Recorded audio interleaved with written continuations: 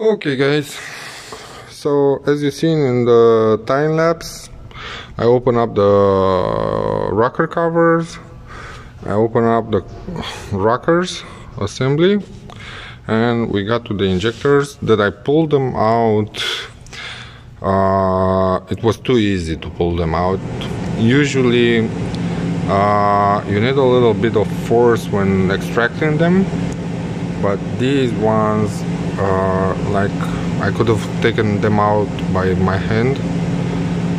So we have a problem with these O-rings. They're hard, so they don't do their job. Plus, this is the model that doesn't have the second O-ring here, and this type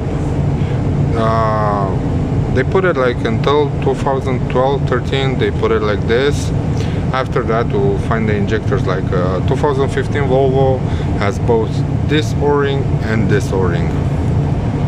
So they said like this, you don't need this O-ring because here it sits on the injector cup. But usually when I change the seals, I install also this, because you'll have it in the kit that you get it from the dealer. So we'll do that.